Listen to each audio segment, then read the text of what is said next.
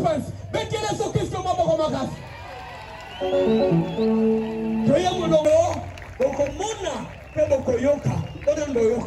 Est-ce que bon dibi? Bon dibi ango? Allez, tombe là, yé! Bisokuna! Bisokuna!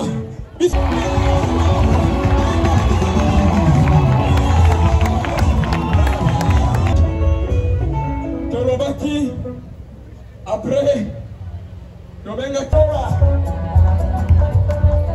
le level fait une sommation. Pour tout le monde, on va faire le Tikala. Ce qui chef Christian Zalinan, les Robako Sakola Biso, les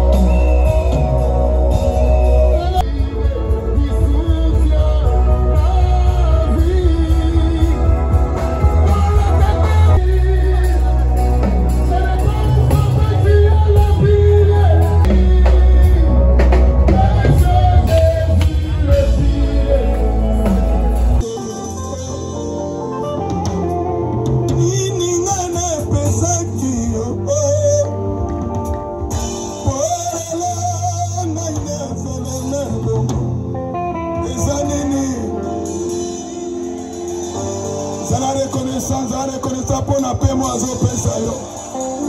Pour la bitumba, je fais ça. Oh, Basili Kokufa. Aïna leki bananani. Oh, Basili na l'hôpital. Aïna leki bananani. So qu'il est là,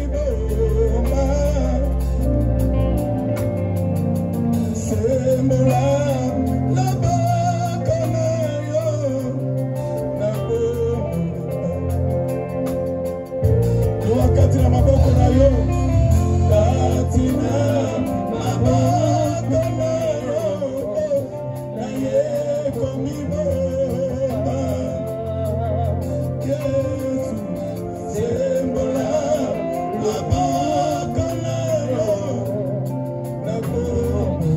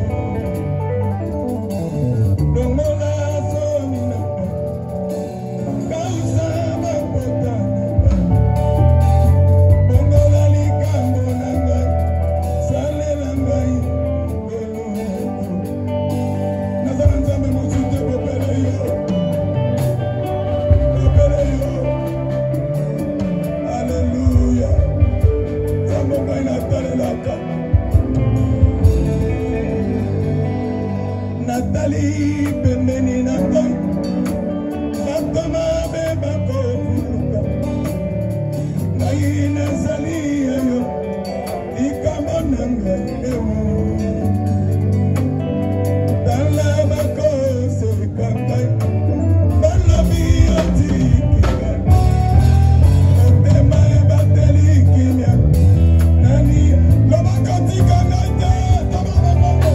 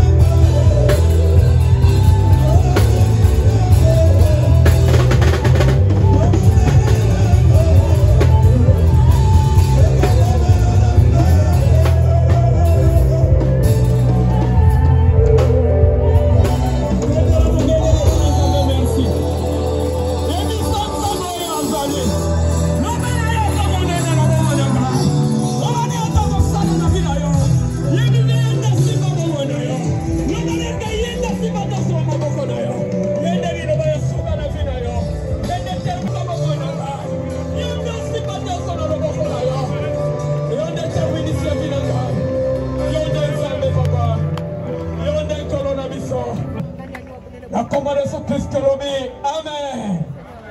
Par l'occasion, j'invite l'archevêque Florent Ekende, les pères des églises non Carmel. Un couple moko béni. Et ça couple moko baza mwasi na kiyo wana bazo loba makambo nzambe o ezo sunga ezo ningisa matoi na bato. Nangila loba kezo ningisa matoi na bato. Loba ninge ezo ningisa matoi. Je vous donne des acclamations à Christ. Des acclamations de la part du Seigneur. Oh Jésus. Ah, pépa. Jésus. Alléluia. Nazana kati, natambali maboko, nandimi na mutama, nandama yawe, oluna olu, misala nekolosu, emebeli na bomoi, na merita kite, na bakasa soto, Yesu yaka lisusu, konzala motemo yo, kiti ya bokozi, ebongise na yo, mosacha lukanga, Yesu na ngai, oh soko salite, ekosali mate, soki osibite, ekosibate, soki olobite ya toko yokame, oh soki obesite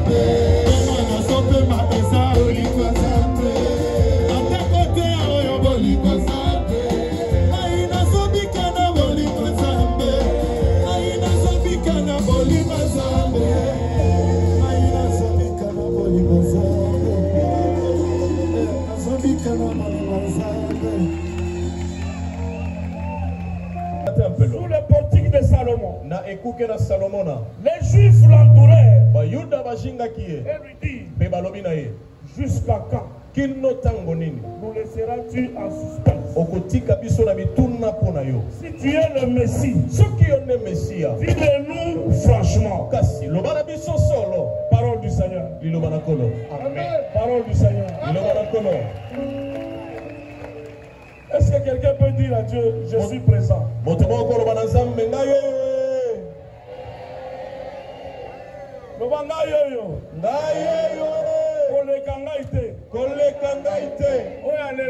Oya lelo ezala ya ngai lelo lobite lelo lobela ngai Zambe babela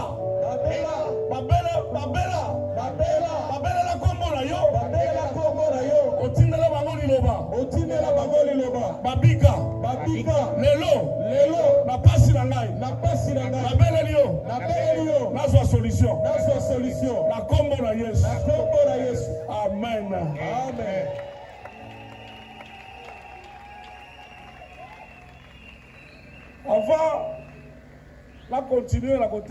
Avant que je continue à prêcher, la maman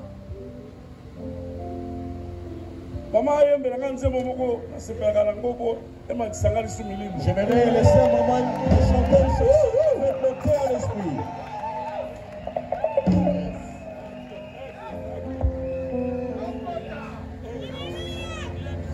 Est-ce que vous savez maman Ayem?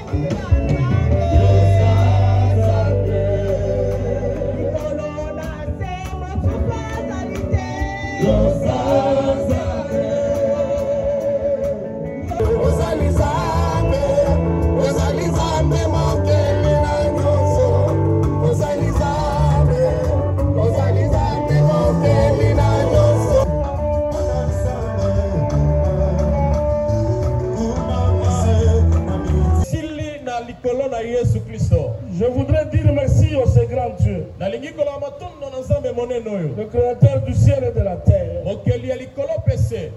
Dieu tout-puissant, le réalisateur, le metteur en scène, l'architecte, le contremaître, le maçon, le logisticien, le patron de cet événement. C'est lui que j'ai dit merci pour tout ce qu'il a fait aujourd'hui. Voir un si grand nombre de gens, cela ne peut venir que de Dieu. C'est pourquoi je le bénis infiniment. Aujourd'hui le 17, nous sommes en train de continuer notre campagne d'évangélisation. J'annoncerai ton nom à mes frères. Nous avons décidé de porter le nom de Jésus, de l'informer à nos frères, de leur dire à nos frères que Jésus-Christ est Seigneur et Sauveur. Alors ce nom de Jésus, ce n'est tout simplement que nous présentons son identité, nous présentons sa nature, sa nature divine. C'est le nom que nous informons et c'est le nom que nous annonçons. Je te rassure, ce n'est pas n'importe quel nom. C'est le nom qui a été souverainement élevé. La Bible nous dit, le nom ici a été souverainement élevé. Tout genou, je dis bien tout genou, précise devant ce nom, et toute langue confesse que Jésus-Christ est Seigneur. Est Seigneur. Et ce matin, Jésus-Christ est Seigneur. Dans toutes les bouches, dans toutes les langues, nous confessons et nous proclamons que Jésus est Seigneur et Sauveur personnel. C'est le nom que nous annonçons. La République démocratique du Congo, notre pays, la ville de Kinshasa, a besoin qu'on élève un véritable nom. Pas le nom des hommes, mais le nom de Dieu. Et ce Dieu-là s'appelle Jésus-Christ.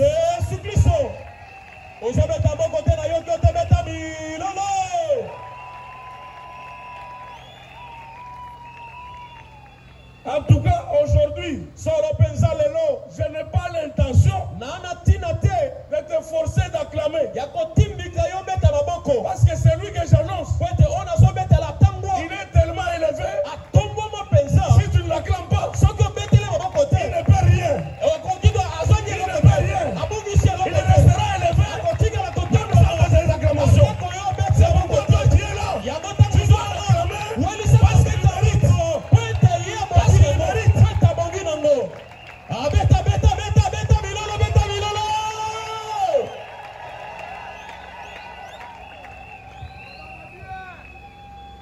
Ce grand Dieu que nous t'apportons ce matin, c'est le Dieu de réconfort. Je voudrais encore dire, la République démocratique du Congo a besoin d'un temps, le temps de la visitation de Dieu, que j'appelle le temps de rafraîchissement. Pendant ce temps, si vous suivez partout dans les réseaux sociaux, le nom de l'église, le nom de Jésus est méprisé partout. Les gens se posent la question si réellement le christianisme existe, si réellement les églises chrétiennes existent. Je suis venu aujourd'hui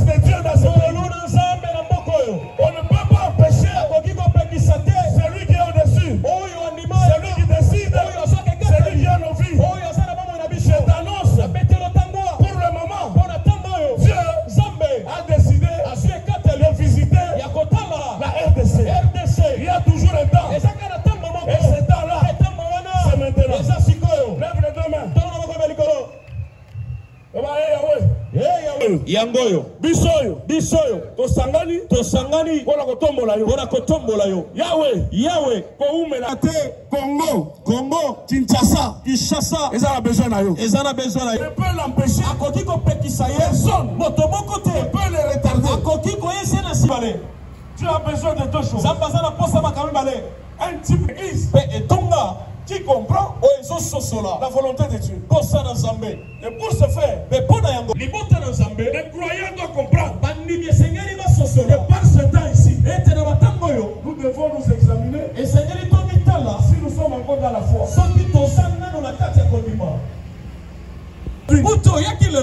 Parce qu'on a dit, l'apôtre Serge va prêcher. Parce qu'on a dit, il y a un bus gratuit. Et ça, le bus, sinon, personne ne dit. Il y a un transport, une bus, Dieu a besoin. C'est ma foi. Une bus agit. Les musiciens, que demande le peuple? Ce n'est pas ce que Dieu veut. L'église n'a pas besoin de mensonges. L'église a besoin de la colonne de la vérité. L'église de Dieu. Pour tous qui viendraient quitter aujourd'hui. Si quelqu'un te dit, je suis vivant, il ne peut pas être au milieu du village. L'église de la vérité. Est-ce que quelqu'un peut acclamer pour le Seigneur? Est-ce que tu peux acclamer pour le Seigneur? Ces deux choses puissent attirer le Congo et puissent transformer nos vies. Nous avons plus horreur que les gens nous disent en cours de route. Qu'est-ce que vous allez faire à l'église? Il y a des gens qui me voient. Tout ça, c'est rien. Mais Dieu est plus supérieur.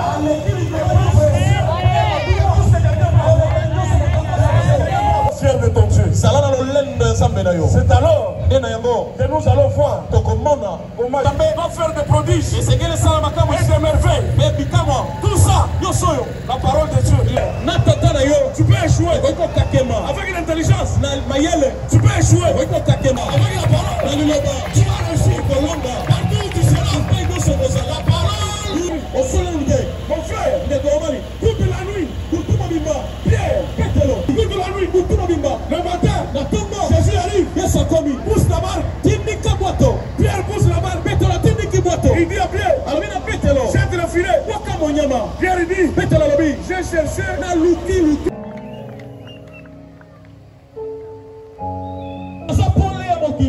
c'est lui qui vient à moi. Passe par moi. Il sera sauvé. Il aura la vie. C'est Jésus. Il lui dit, je lève ton Seigneur ce matin. Je te lève, Seigneur, parce que tu mérites la gloire. Tu mérites la louange, mon Dieu, mon roi. Tu es Dieu. Tu es notre Seigneur. Merci, mon Dieu, mon roi. Sois élevé, Jésus.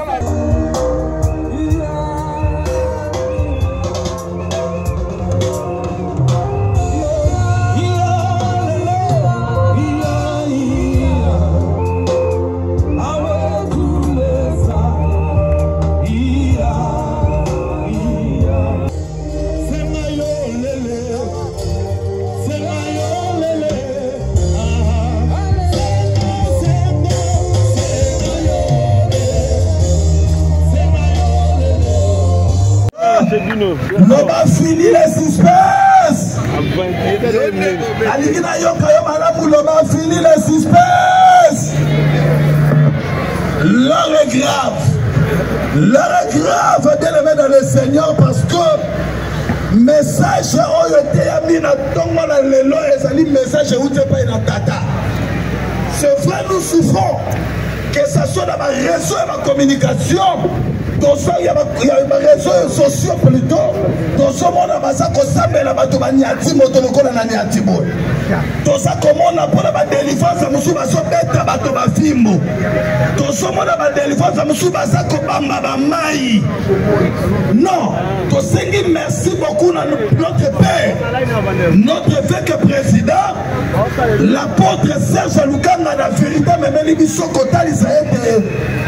Le suspense du nom de Jésus est terminé. Il y a le salut ne sont que par le nom de Jésus. Lobalanga, amen. Lobalanga, l'Issus, amen est bien. Donc,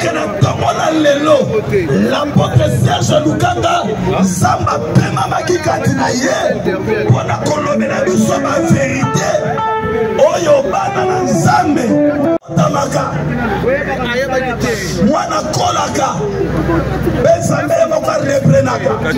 Aujourd'hui tosangani awa pona convocation solennelle, il y a inspiration, il y a demande du Seigneur et pas ya mosali na ye l'apôtre Serge Lukanga juste pona koya ko annoncer son nom à ses frères et le nom de Jésus a été prêché. La vision de cette assise n'était que pour les longs de biso, la suspense. Oyo tozalaki na yango na kombo na Yesu to pe na ko pratiquer to pe ko sale na kombo ya Yesu. Lokola batei biso kombo na Yesu. Papa, mosali na nzambe, mondimi na nkolo, tokomi na moment to honorer liloba na nzambe. Obongisi offrande na yo valable. Si on n'a pas fait appel au salut, nous avons prêché Jésus. Il y en a qui n'ont jamais entendu parler de Jésus. Si tu es là, tu lèves seulement la main, on peut t'enregistrer ou bien je vais prier avec toi. Merci, merci mon frère. Merci. Merci. Ce qui est important, c'est celui-là. Ceux qui acceptent Jésus. Merci. Merci maman. Vous pouvez vous mettre debout. Vous êtes les honorables ce matin. C'est vous qui êtes les excellences. Deuxième appel. Tu étais déjà fatigué. Tu n'avais plus la foi dans le plan de Dieu. Tu allais à l'église. Mais tu ne croyais plus. Aujourd'hui, tu veux reprendre avec Dieu.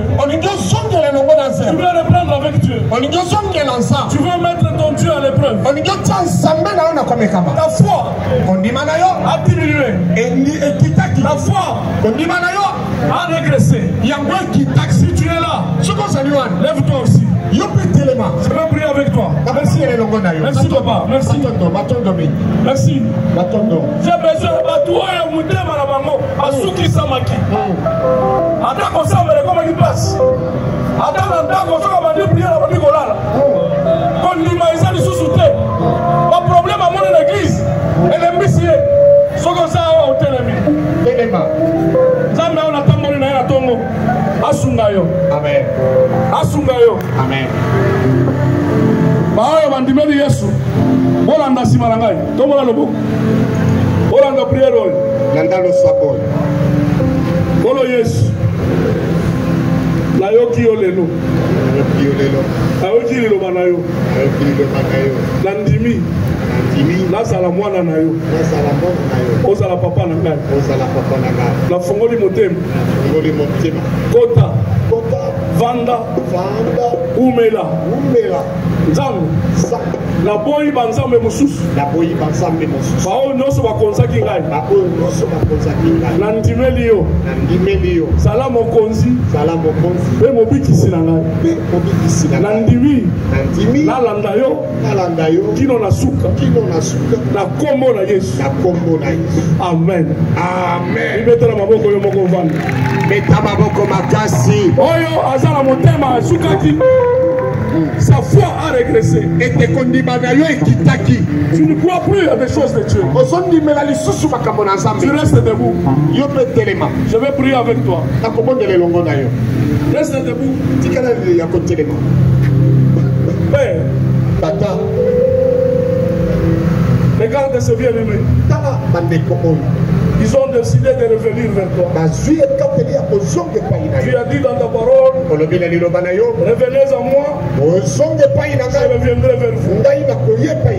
Regarde ce cœur, prêt à revenir à tes pieds. Mon Dieu, touche leur cœur, soutiens-leur, leur foi en toi, et garde leur cœur en Jésus-Christ. Désormais, ils soient fortifiés. Chaque fois qu'ils se mettront pour prier, Dieu de paix, Dieu du ciel, exauce leur prière. Au nom de Jésus. Amen. Amen. Je voudrais prier pour celui qui voit que ses affaires Ata Salini il va faire la tambolate. Je vais prier avec toi. L'onction de Dieu n'a pas de barrière. Et la distance n'est pas une barrière pour l'onction. Lève la main là où tu es. Les affaires ne marchent pas. Tout ce que tu fais, ça ne marche pas. Nous prions Dieu. Mais nous sommes bloqués dans tous les coins. Tout ce que je fais ne tient pas. Ce matin, que le Dieu qui bénit puisse te bénir. Mon frère, la bénédiction, ça brise la malédiction. Si Dieu te bénit, tout ce qui était blocage va tomber. Au nom de Jésus. Père, c'est bien aimé. Ont des problèmes. Ils te cherchent parce qu'ils ont besoin de la solution. En s'approchant de toi, ils croient que tu es le rémunérateur de ceux qui te cherchent. Voici comment ils te cherchaient ce matin. Commence la rémunération. Commence à les récompenser. Commence à les bénir. Mon Dieu, en sortant de ces lieux, nous avons besoin de témoignages.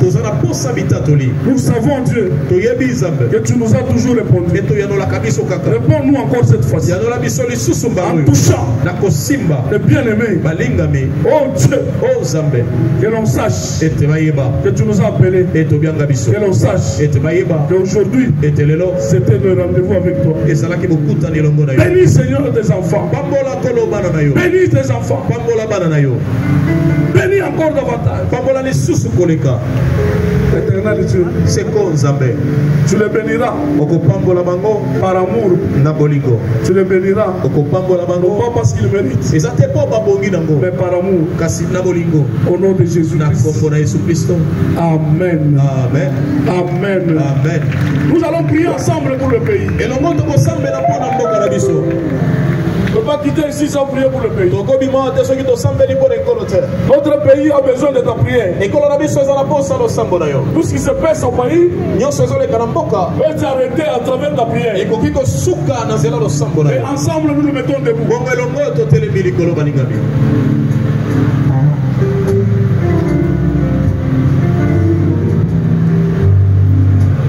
Le problème du pays, c'est ton problème. Jusqu'à quand nous allons rester dans ces conditions comme ça? Ce pays nous appartient. Nous n'avons pas un autre pays, seulement celui-ci. Alors, tu dois bénéficier du fruit de ce pays. J'attendais un amen. J'attendais un amen. J'attends encore un amen. Le fruit de ce pays t'appartient aussi. Et tu es congolais comme tout congolais. Que la bénédiction du ciel, la bénédiction de la terre soit ton partage. Lèvons nos deux mains.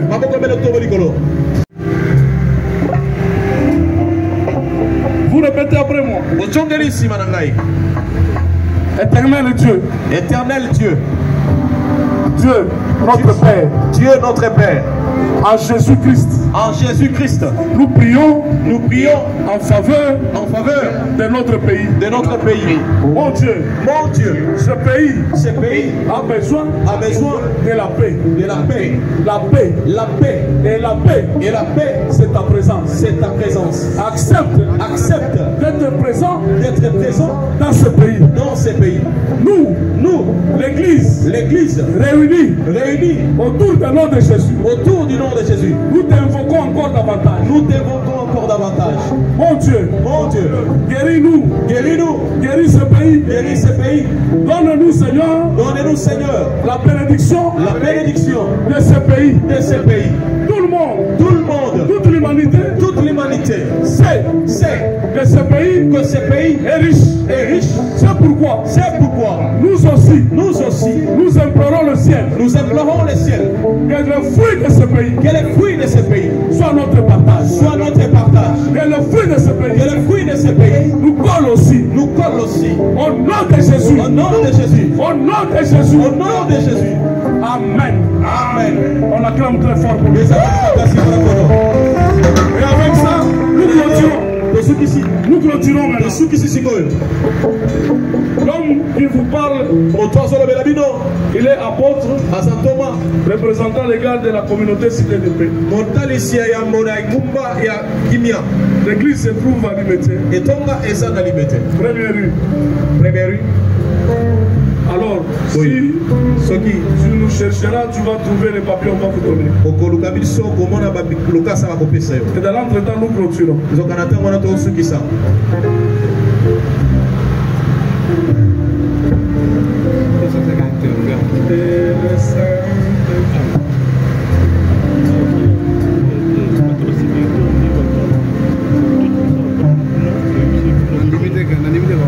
Père, à la fin de cette réunion, à la fin de cette prière, nous prions, mon Dieu, que le ciel demeure favorable, ouvert en faveur de ses bien-aimés, en faveur de ton peuple. Ordonne, Seigneur, à la bénédiction de suivre chaque peuple et chaque famille ici représentée. Mon Dieu, si tu bénissais encore les mains, les courses et toutes les choses qui appartiennent à tes peuples, souviens-toi de tout un chacun. Nous savons, Père, qu'à la fin de ce culte, tu commences encore avec un nouveau départ dans la vie de tout un chacun. Une nouvelle dimension commence dans la vie de chacun. Une bénédiction spéciale commence avec chacun. Mon Dieu, localise chacun de nous. Parle-lui encore. Saint-Esprit, toi qui es la provision, accompagne chacun et donne-lui une provision suffisante. Tu te souviendras de chacun dans sa maison. Tu te rappelleras de tout ce qu'ils ont fait ce matin. Ta parole, quand elle sort, c'est pour arroser. Elles ne reviennent pas sans avoir arrosé. C'est pourquoi, mon Père, j'appelle au temps de rafraîchissement la pluie de la seconde saison puisse toucher ton peuple. Ainsi, Seigneur, nous avons prié et demandé ensemble avec les saints. Nous disons 3 fois Amen. Amen. Amen. Amen. Au nom de Jésus-Christ. Que Dieu nous bénisse.